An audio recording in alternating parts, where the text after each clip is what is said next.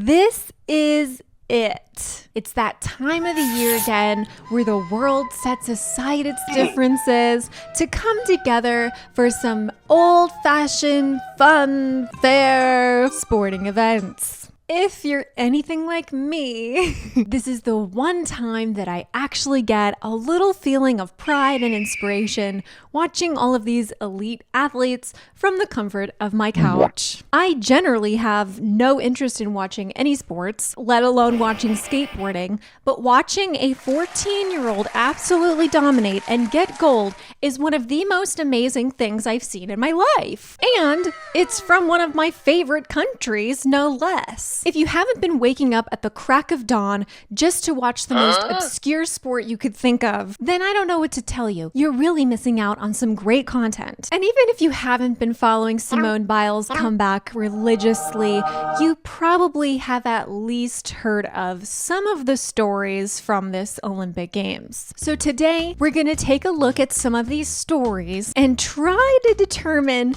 if this is the most controversial Olympics there ever was. I did my eyeshadow really cute. I tried to do an American themed, and then when I looked at it, I realized that it basically looks like the French flag. So I guess it's a win-win, but enjoy. Now, the drama for this year's games started before the torch even got lit. The big question surrounding Paris, France was whether or not the Seine River would be clean enough to use during the games. Brother, what's that? What's that, brother?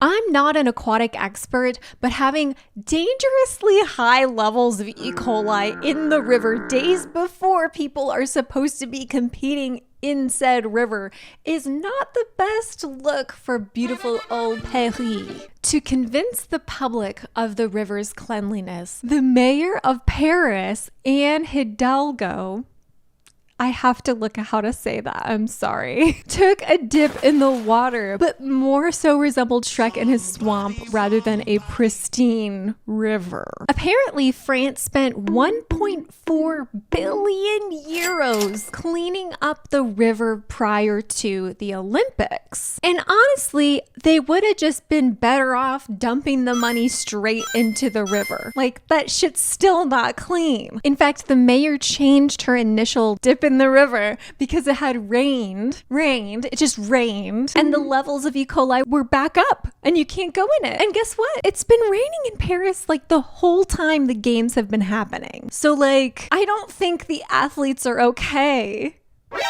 But again, I'm no aquatic expert. Like, what do I know? However, I have been to Paris, and I will say it's one of the dirtiest places I've ever been. It's disgusting. And now there's proof. Now everyone knows it. Everyone knows it.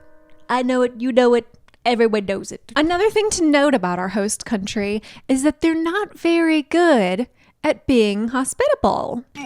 Many Olympians have complained about the poor conditions of the Olympic Village that they've set up for all of the athletes, such as no AC units in their rooms and furniture made out of cardboard.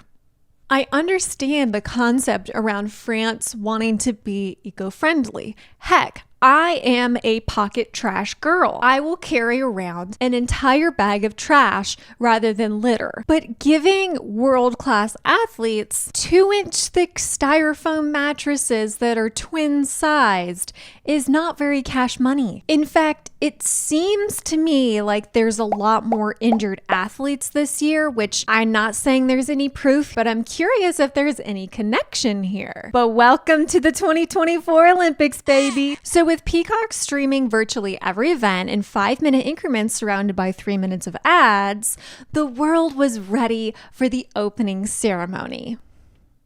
Or were we? I'm a theater-loving girly. I love theatrics. I was a little theatrical back then. But maybe having all of the athletes float down a poopy, stinky river for 3 miles isn't the best idea, especially when it's pouring rain outside. Mind you, this is the same rain that when it got into the Seine River, it made it worse. Do you know what I'm saying? Like, I don't know. Again, I'm not an aquatic expert, okay? I typically love the opening ceremony where we can get quick facts on participating countries, but the commentary from Kelly Clarkson and Peyton Manning, of all people, was quite lackluster. Like, why did they get a retired football player? That's the wrong football. No one else plays that sport. Why couldn't we get an Olympian? Do you know what I mean? Like, why couldn't we get an Olympian? There's so many Olympians. We have so many Olympians. Keep the NFL in the fucking United States. Now, all of the strangely cut pre-recorded clips that were going on were fine. The only question I really had was why we were following like a masked Assassin's Creed character that was doing parkour all around Paris. Because to me, I'm connecting Assassin's Creed to Italy of any European country. Why are we having that here? Why are we doing that here in Paris? But I will say some of the clips were kind of cute, like the nice little menage a trois that got our blood pumping before we get to see super ripped and shredded and really beautiful Olympians. Even America's closest French citizen, Lady Gaga, had her own little show that was pre-recorded. And at this rate, why don't we just pre-record the entire Olympics and you just tell me who wins later? Overall, though, the opening ceremony felt so long. Even that horse at the end was taking a sweet time galloping down the Seine River. And after all that work, they hung the Olympic flag upside down.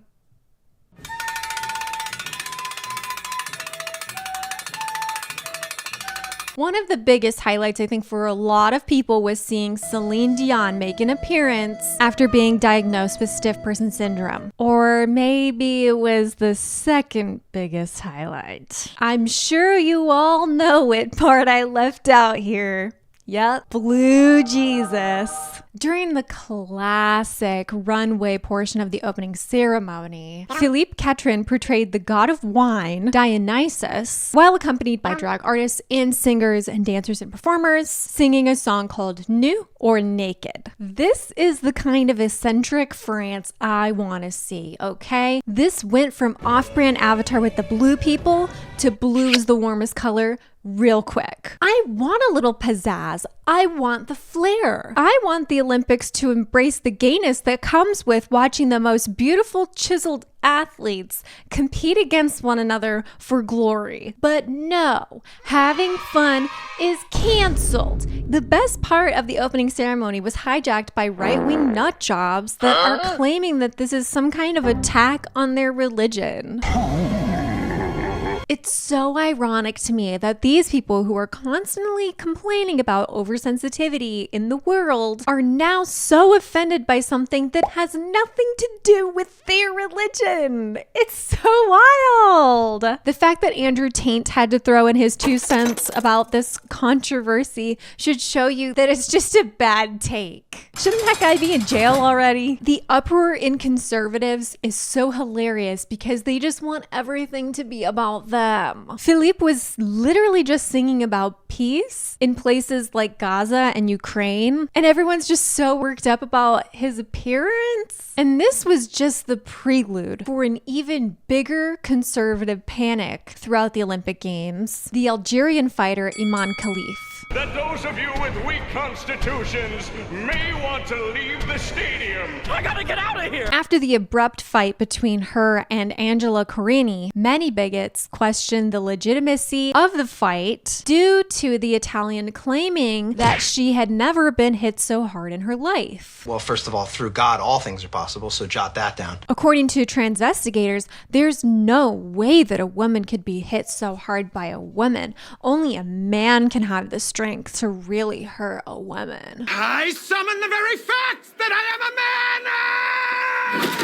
all of the usual suspects came out of the woodwork to give their absolutely terrible takes. In his original tweet that is now deleted, Logan Paul says, "This is the purest form of evil unfolding right before our eyes. A man was allowed to beat up a woman on a global stage, crushing her life stream while fighting for her deceased father. This delusion must end." What a disgusting sentiment. How are you going to jump to conclusions like that with zero evidence? Maybe he's gotten hit in the head one too many times and his cognitive reasoning is non-existent. And a follow-up to that, he then tweets a very sarcastic, non-apologetic tweet, basically confessing that he made things up and was spreading false information. But he still says, "I stand by my sentiment that biological men should not compete against biological women in any sport. And if you disagree, you're a sick f***." As if he and or any man supporting him really knows anything about domestic violence. They don't give a f*** about women in any other sense other than getting views on their own shit. Like, shut up. And of course, Twitter owner Elon Musk has to throw in his horrible opinion into the mix, which is just so thought-provoking and elaborate. How the hell does anyone like him? And lastly, of course, we have the old turf witch queen herself, J.K. Rowling, and I don't even know what to say about her. She literally would be a Death Eater in her own fucking universe.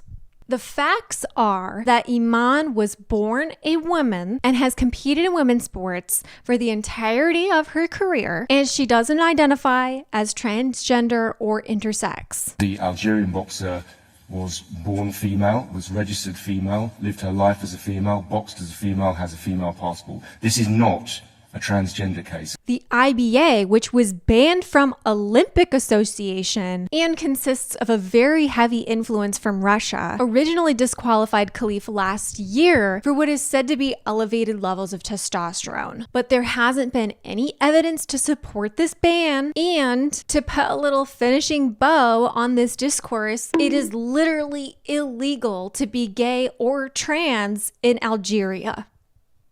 And that's one of the worst parts of this situation, is that it's not just bigots online, but actual national leaders like the Italian prime minister are against things like this. The fact that people just don't fact check anything and can spread misinformation about people is so embarrassing. And unfortunately, this isn't anything new when it comes to women in sports. In the first Olympics where women were allowed to compete, a silver medalist, Kinue Hitomi, was examined to ensure that she was a woman. The validity of women athletes has been questioned for such a long time and usually does pertain to women of color. However, there are just as damaging claims among women like our very own most decorated United States athlete, Katie Ledecky. As disgusting as people are, this is not very surprising, unfortunately. Hating women is just so ingrained in society. It really is nothing new when you consider the history of Greek patriarchal dynamics. A minor.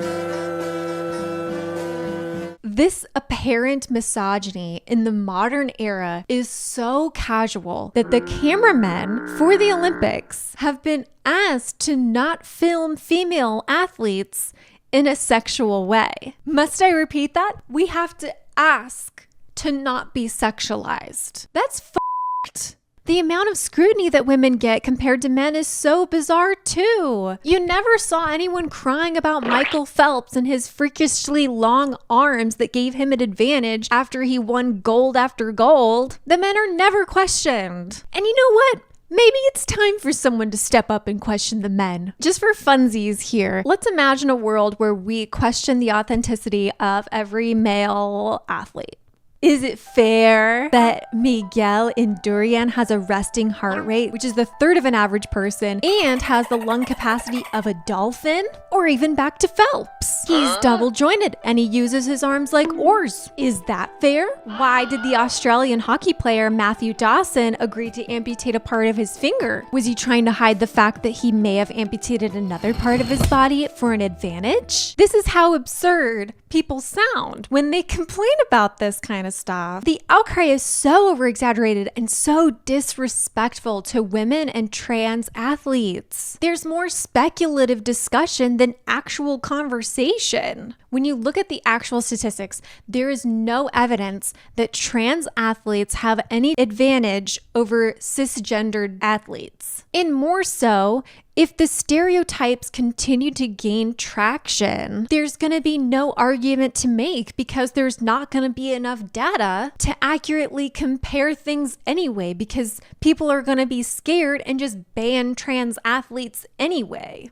Do you know what I'm saying? And that's what these people do. They just blow things out of proportion to suppress progress. And speaking of suppressing progress, you may have heard that there was an AI commercial that got pulled out of the ad rotation. The commercial in question was for Google's new AI implementation called Gemini, where the AI helped a father help his daughter write a fan letter to Sydney McLaughlin-Levrone. Apparently, the commercial tested positive prior to the Olympics, but after facing a lot of backlash during the games, Google decided to pull the ad. The promotion of every single social media and online space to incorporate AI is just so strange to me. Like, what is the point of me searching on Instagram with AI? What does that do for me? Like, one time I got on Twitch and I had my cursor hovering over the chat box and I got a prompt that said, "Do you want AI to help you write something?" That is not the point of having Twitch. I should know how to say hi to someone on the internet.